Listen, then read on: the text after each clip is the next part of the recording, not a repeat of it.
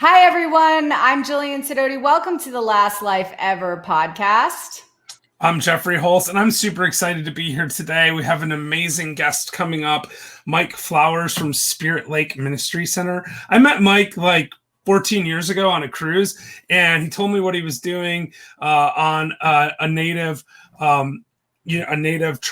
tribal ministry back at that time. He had just started, and he'd gone from the corporate world to do that. And I'm just super excited to talk to him about that. And we're going to do it right after this. Help me, my brother, can you lend me a hand as I walk through this land of confusion? If we give to each other, then there's nothing to take. Let's live life for the moment before it slips away.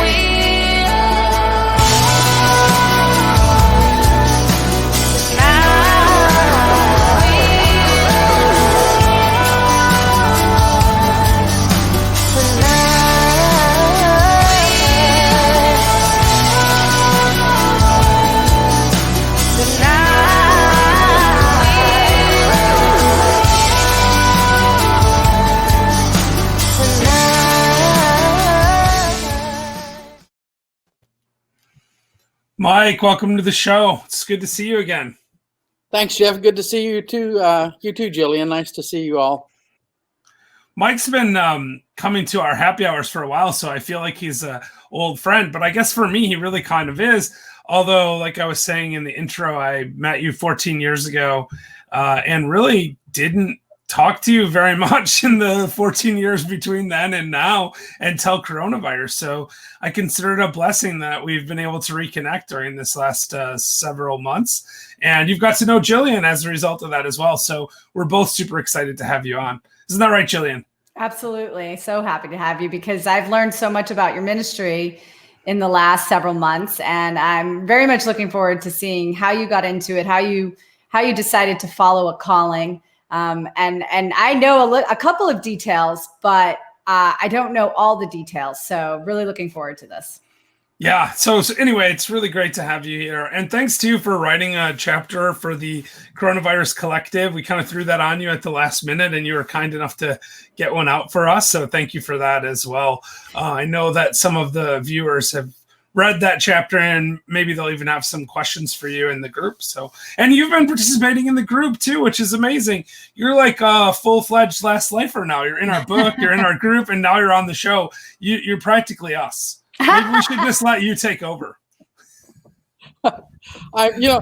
Thanks for allowing me to be here for one, and for allowing me to share our ministry. Truly, it's a partnership between my wife Libby and I. And to be in the last life ever group, that's been fun watching all the people, and then getting to know you even better, and you, Jillian. I know that we kept track on Facebook pretty well, but we hadn't really talked for probably 13 years when we got hooked up again with Last Life Ever. So yeah, probably almost exactly 13 years, right? Because we didn't start doing those happy hours until March, and I think the cruise was in February, so it's just over 13 years without talking, which is kind of crazy because I feel like I've talked to you a lot the last half a year or so. But anyway, so why don't you tell everyone a little bit about what Spirit Lake Ministry is all about, like sort of the short version of it, and then we'll just kind of come in with some questions whenever they seem appropriate. Well, great. You mentioned that I came out of the corporate world, but before that, I retired from the Air Force in November of 1994, and then went to work for Walmart Stores Incorporated as a district manager for safety and loss prevention, and had 9 stores in North Dakota and Minnesota. And toward the end of the 13 years that I was with Walmart, God began to poke me in the heart and tell me that there was more to life than what I was doing. Let me ask you, did you have to tackle people in Walmart, to stop them from stealing a t-shirt or, a candle or whatever they're stealing? I if I was bored, I would go for shoplifters, but I had people that actually worked for me that caught shoplifters, and there were some chases, and you can't do that. Gosh, you can't do that anymore because people have just gotten so violent, and so it's really kind of a dangerous thing now. So they have to be very, very careful. We're not here to talk about loss prevention at Walmart, but quite frankly, I'm super fascinated by that and the fact that you go from, that to a ministry, because I know loss prevention, period, at retail locations is tricky business as it is. I can only imagine how tricky it is at Walmarts in the Dakotas, or is that what you said, North Dakota? North Dakota and Minnesota, yes. Okay, very good. So you get a calling on your heart. Was it the entire time you're at Walmart? Like, what was there an event that happened? Well, when Libby and I got married, she was Catholic and I was United Methodist, and so we made the easy decision of what church to go to, and we quit going to church. Oh my goodness! I didn't see that coming. I'm not gonna lie. I was like, so how long have you and Libby been married? I feel like I should know this, but 42 years. Okay, wow. So that was when you were just going into the Air Force, or when you were in the Air Force? Just had joined the Air Force, and just got married right after joining the Air Force, and then decided that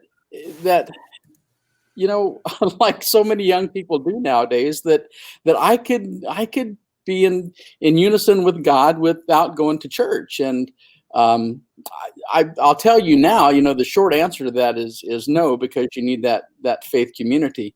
But we made that decision that we just stopped going to church. And then in October of 1995, God put such a desire on me to go back to church that I started going back to church, and we found a church that we both liked in First United Methodist Church in Fargo, North Dakota, and they just mentored us, and that was the time that I was with Walmart, and I did all of the internal investigations and a few of the shoplifting, but I did all of the internal investigations, and after I'd had the statements signed and the admissions, and we were waiting for the police to come. Well, I had kind of a captive audience, and so I would share my life with those folks and let them know that I could help them through this process, and I'd invite them to church. And there are a couple of people now that go to that church in Fargo that they and I sat on the different sides of a table and talked about a poor decision that they made.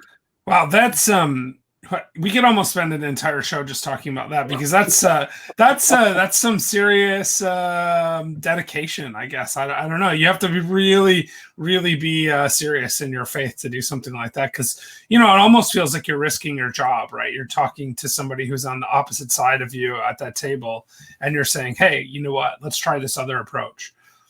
99% of the people that I talked to had just made poor decisions and didn't see another way out of situations that they were in. And it wasn't because they're bad people. They just made poor decisions and really truly didn't know where to go to get help. And so, knowing that and understanding that, I was able to help some of them through the process. And, that's the way life is.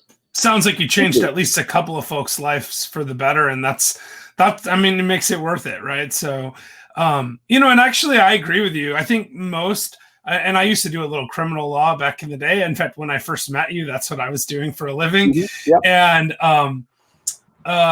most of the people I dealt with weren't bad people. I mean, there are bad people I don't know if they're bad people, but there are some people that are repetitive criminal behavior, but most people are not at their core terrible people that just want to commit crimes just for crime's sake itself.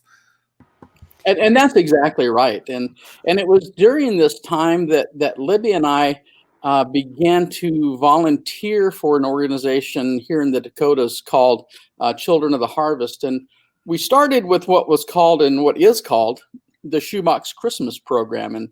And so you get a shoebox and you stuff it full of fun toys and you wrap it up and you take it and give it to our ministry now, but to the ministry then. And then they delivered it to children on Native American reservations.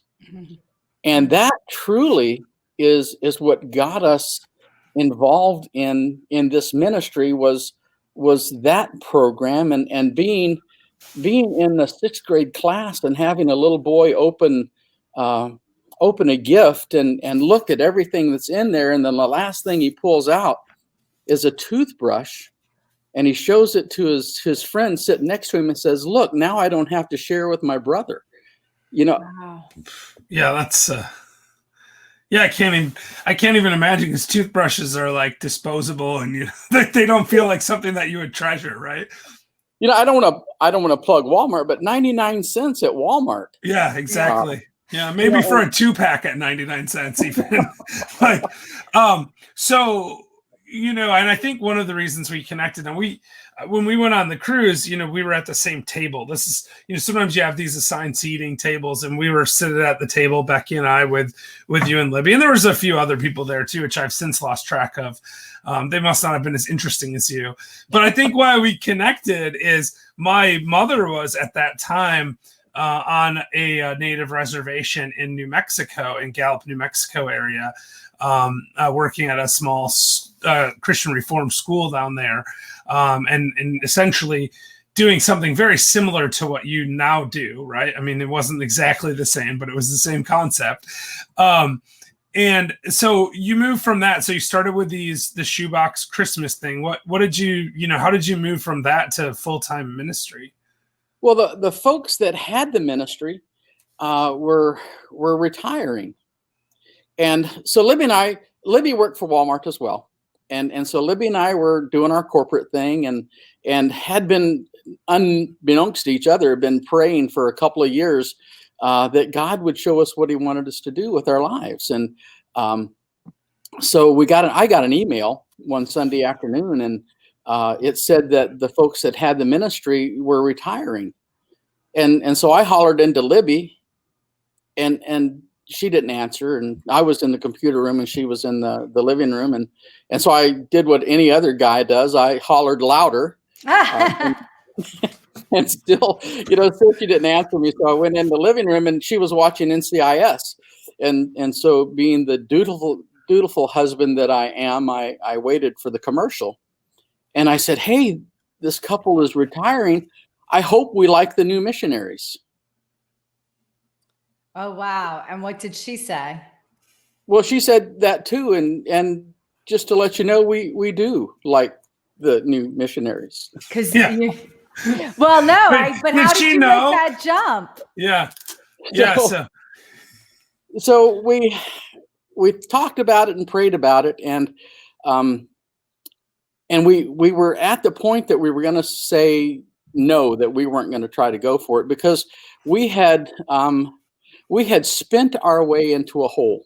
Okay. Whether it be the cruises or the other things, the lake place that we had with a seasonal camping spot, and the 4 cars we had, or 5 cars we had for 4 drivers, and that kind of thing. We had spent ourselves into a pretty big hole, and so we were really kind of disappointed that we weren't going to be able to make that jump, because we couldn't afford it. And so I said, well, let's pray about it a couple more days. And then I went out west to work in Dickinson and Williston, the western edge of North Dakota. And Libby was working in a store in Detroit Lakes, Minnesota, about a 45-minute drive from Fargo. And I got home on a Thursday, and she met me at the door and she says, "We have to do this." I said, "I know we do, but how can we?" And she spent the 45 minutes to and from the store in prayer time and devotion time. And God laid out a plan for her and for us that we could sell everything that we had except for the house. We sold everything we had. We sold our 401k. We sold all of our profit sharing. We sold all of our retirement. And I said, I don't know that that's even going to be enough. Wow. When we put pencil to paper, we had $500 left over. And so we did it. We sold everything. We started our retirement anew with $0 13 years ago. And we haven't looked back. I mean, there's not been a thing that we've needed. God has always provided for our needs. There are things that we want. That's that's quite a leap of faith, Mike. I mean, honestly, like, I can't imagine how strong you must have felt that call to be able to just say, hey, I'm gonna sell everything I have and we're gonna start over from scratch. Right. I mean, I like my stuff. Just gonna be honest. I like my stuff. You probably liked your stuff, right? Like, we did. We liked our stuff a lot, and you could look at our bills and tell that we liked our stuff a lot. We were scared to death. To be honest with you, just scared to death, not knowing, truly not knowing if we were going to be able to make it. Well, I got lots of questions. See, I'm sorry, Jeff. I didn't say anything. You always have lots of questions, Jillian. I have lots of questions. First and foremost, so you sell all your stuff, you're liquidating, you're getting ready, you're going to take this like almost like a vow of poverty, it sounds like to me, to run this ministry while under some form of debt. How do you get out of the debt? We paid everything off. We used all that money to pay all of our credit cards off, and we came into this with only our house payment. And the only reason we didn't sell it is because we couldn't afford to. We were upside down at that point. The housing market was terrible. So what year was this? This was 2007. Mm-hmm. Okay. So 2007, you sell everything except for your house, and you have $500 left, right, after paying everything off, and your house is upside down. So you really have negative net worth if you look at it that way. And what'd you do? Rent the house then? No. We moved out here to the property. We have 80 acres in the middle of the Spirit Lake Nation in North Dakota. And we moved out here. We had purchased a fifth wheel travel trailer, and we called it the BMW before mission work. And we lived in that for 3 years out here. While still paying your house payment at a house you weren't living in? Yes. Okay. Do you still own the house, or have you since gotten rid of it? Yeah, you got rid of it? We sold it. We sold it almost a year ago. Oh, nice. Almost nice. A year ago. So you had it for a long time. We had it a little over 20 years.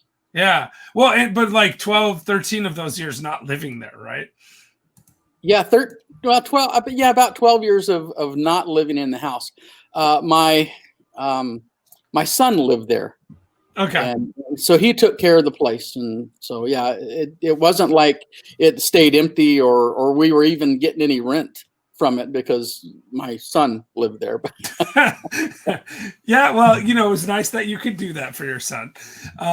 So, all right. So that's great that you sold the house. So how long did you end up living in the BMW, the before mission work? We lived in it for 3 years. So we actually, and I shouldn't say that because that's kind of misinformation. We would live in it from March to the end of November, because here in North Dakota it gets really cold in the winter, and those are not designed to be lived in this type of climate. And so the first year we went back home and lived back in the house for the winter and drove out. We're out here 3 times a week. It's about a 2.5 hour drive from Fargo.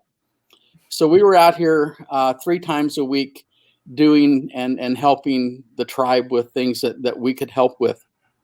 The next year, the tribal chair found out that we were going back to Fargo to live, and she called us into her office. And I tell you, it's like being called into the principal's office, when I have a lot of experience with that growing up. I spent a lot of time in the principal's office. And so it felt like we were going to the principal's office. And she asked if we were going back to Fargo, and we said, yes, ma'am. And she goes, are you still planning to be out here like you were last year? And I said, yes, ma'am. And she said, well, you can't do that. That's too dangerous. And so she asked if we would be offended if they put us in one of their resort cabins. And she thought we might be offended because it was connected to the casino. So in other words, it was a nice cabin. Oh, it was beautiful. Beautiful. That's great. We spent the next 2 winters in that resort cabin connected to the casino. Which I imagine casinos in North Dakota don't do that well in the middle of the winter anyway. So they don't do well anyway. Here where we are, there's just not a population base. I mean, there's only 670,000 people in North Dakota. Oh, yeah. And so there's not this huge population base. So the casino does pretty good, and it's a double-edged sword in that there are folks in the casino that really shouldn't be there, can't afford to lose the money that they lose. Yet it provides 300 jobs for the people of our community here on the reservation. How big is the? Yeah, sorry to interrupt. But how big is the reservation? Like, how many people are actually staying there full time or year round or whatever it is?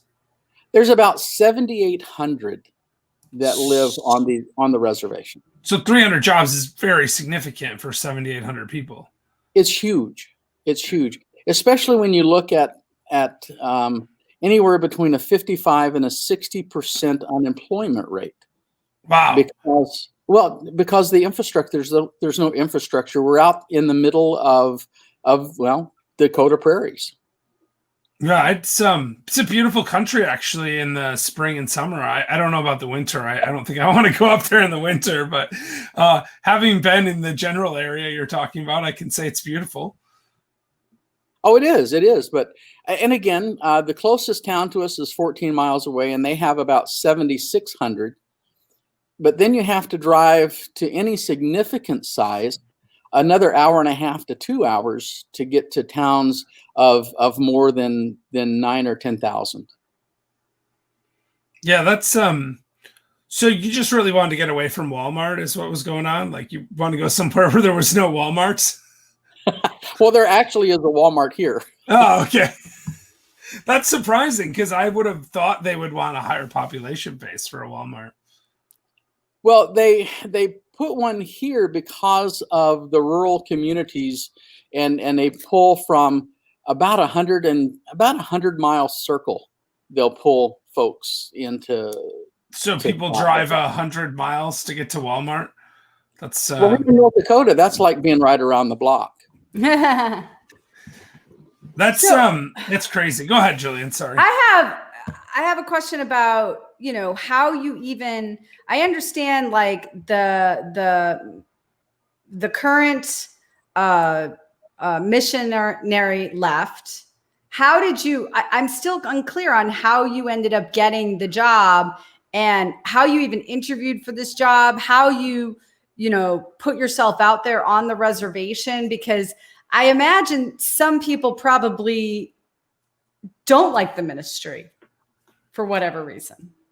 As some people are very hostile towards missionaries. So tell me about that. Tell me about how you got the job in the first place.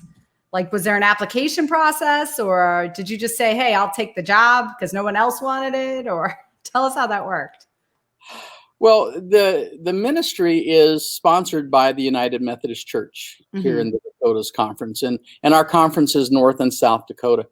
And so we had gotten involved with the Shoebox Christmas program, and then had volunteered to be on the advisory board.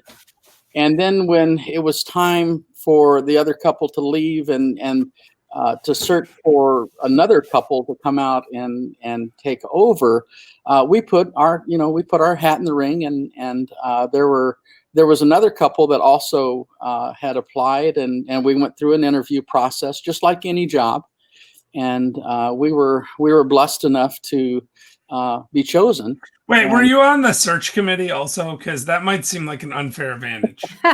No, we weren't on the search committee. Okay, because that's what Dick Cheney did, when he decided to pick himself for vice president.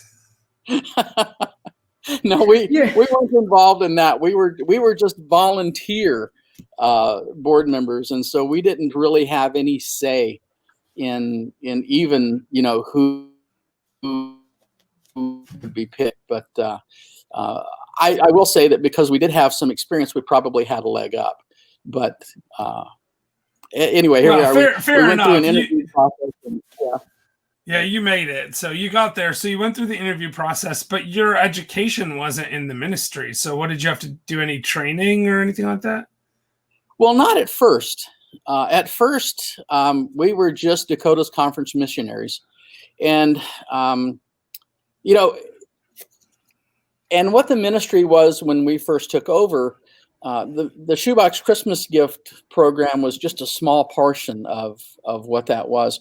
But when we first started, the major program was a construction ministry. And so teams from across the country would come and volunteer on the reservation and help with, at that time, they were helping with cleanup and yard work, and they would build a wheelchair ramp or two and that kind of thing. And so it was a construction ministry, and so that was what we started with. And you guys still do that, right? That's something you still do, the construction ministry? Oh, yes. Yeah. That first year, that first summer that we were out here, we had 60 people come that summer, and we thought we were terribly, terribly busy. So I'm sorry, go ahead. Oh, what is your biggest challenge doing this type of ministry? Well, it depends on if you're talking about the very beginning of the ministry or today. Mm-hmm. And those challenges change almost on a monthly basis. Oh, wow. At the very beginning of our ministry, the ministry had been out here for 5 years. The most important and the biggest challenge was to gain the trust of the tribal members and the tribal council and the elders. Okay. Yeah. And so for the first year, we never asked a question. We never input any of our opinions or views. But we would go to things like wakes and funerals, and we would help out where we could, and we would go to sporting events, and we would go to like a Thanksgiving supper or something special that they were doing, and we would just sit and help wherever they needed. And after I don't know, about 8 or 9 or 10 months, people began to tell us their stories. Oh, wow.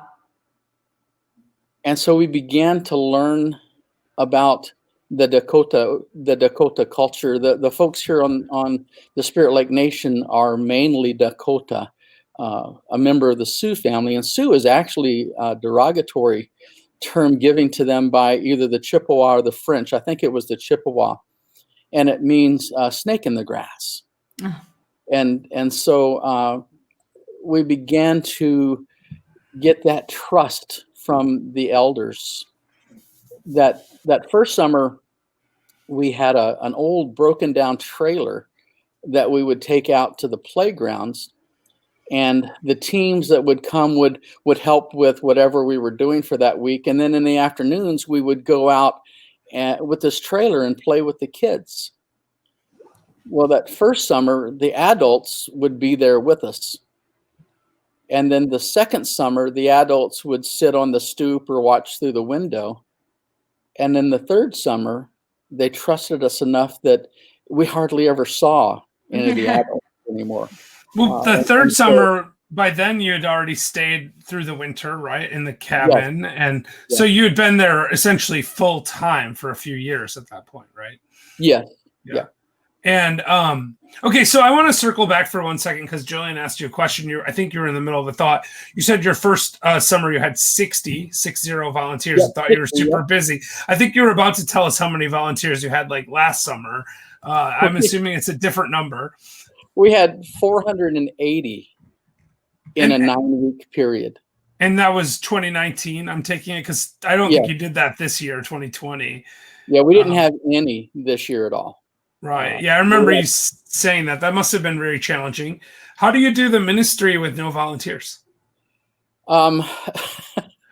Libby and I can do some things, but we weren't able to fix any roofs. The ministry has expanded now, the construction part, to wheelchair ramps. We roof houses, we paint houses. We do anything that an elder or someone with a disability needs to have done. And everything that we do is to make their life more comfortable and to give them more pride and ownership. And so we had, before the coronavirus, COVID-19, we had teams scheduled to do 7 roofs. Let's see, it was 7 roofs, 8 wheelchair ramps. We were going to paint 4 houses, and then we had some interior work to do. So this summer that didn't get done. So those roofs that were leaking, and generally when we get assigned a roof, the roof has been leaking for at least a year and probably more. So that roof is going to leak for another year until next summer when we can get teams out here to fix it. The people that needed the wheelchair ramps, they're going to struggle to get in and out of their houses until we can get teams out here to build those wheelchair ramps. And so it's been a challenging summer during this, knowing that our friends and our relatives here in our community are struggling, and we weren't able to help them this summer. But you do other stuff, right? I mean, because you started to allude to this earlier. You've got the construction ministry, but you've grown. I know, for example, you have a fairly active food pantry as well. But what other stuff are you guys doing besides that? And are you still able to do some of those things? Yes, we do have an active food pantry. Right now we're giving out boxes. So it's a kind of a drive-by thing. Before the pandemic, folks could come in and shop and get what they wanted or what they needed.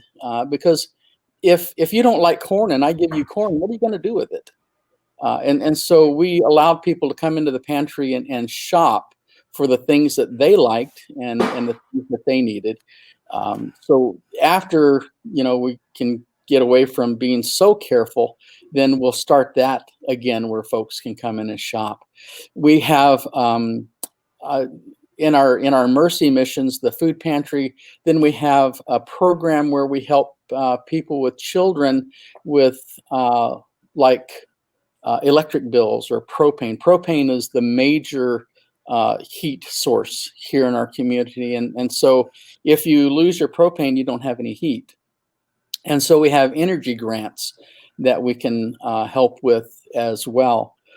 We have coat giveaways. We have backpack giveaways when school first started.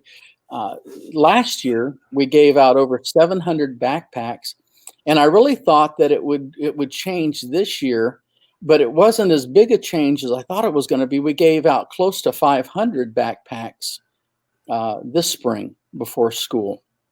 And then we have a worshiping community. And so we worship about 45 every Sunday evening at 5. Right now it's all virtual. And one of the silver linings of this whole pandemic, where we haven't been able to really get together face to face and worship, is I have 5 families that I send my message to on Facebook Messenger that have never been out here worshiping with us. We did in a normal summer, we do a faith-based day camp for the kids, where we have, in the afternoons, we have about 50 6-year-olds to 11-year-olds come out, and Libby cooks them a hot lunch. And then we do a vacation Bible school program on steroids. And the teams that come out to help with the building, they provide part of the team to do the vacation Bible school stuff. And so we feed them a hot lunch, we do a vacation Bible school experience, and then we load them up in the bus and we take them home. So let me ask this. So the teams that come out participate in that. So let's say somebody's listening to you and they're saying, hey, I want to learn, I want to help out. And I want to put together a group to come, right? Say Jillian and Jeff say, we're going to take a group of people. How does that work? And what do we have to do and whatever? Well, all you have to do is get a hold of us, and you through either our website at spiritlake-ministry-center.org. There it is. Or you can call us, and our contact information is on that, and we can walk you through that process. We do charge a fee. $325 per person for the mission week. So you come in on Sunday, and we have worship, and we feed you supper. And then you work Monday through Thursday afternoon. And Thursday afternoon, you get a chance to go out and tour our community. There's a couple of really great places here. The historic Fort Totten is the original Calvary Square when the reservation was established. And it takes you from the original Calvary Square through the boarding school days, a dark time in Native American history and our American history as well. But a lot of people don't know about the boarding school days. And then into what the Calvary Square is used for today to teach people what it was like in those days. And then Friday morning, you pack up, we feed you a continental breakfast, and you head toward home.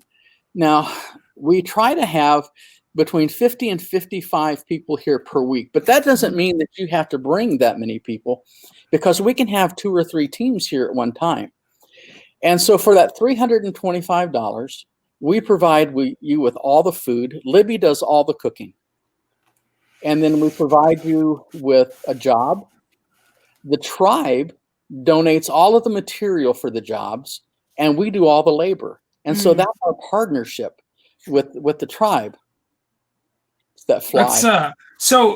I'm just, I don't want to spend a lot of time thinking about the economics of this, but so that's if you had 480 people, that's more than $100,000 of revenue that your ministry lost this year by not having volunteers come and work.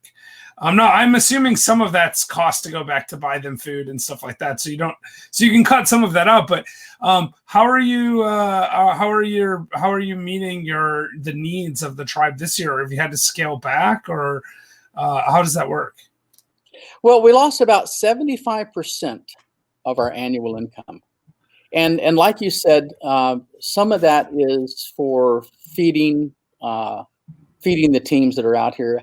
And I think if you look at some of the other missions around the country or around the world even, $325 is very inexpensive. It seems very reasonable to me, actually. Well, we try to keep it where small churches even can afford to come out, or small groups. Because, we've had secular groups out here. And we invite those folks and welcome them with open arms.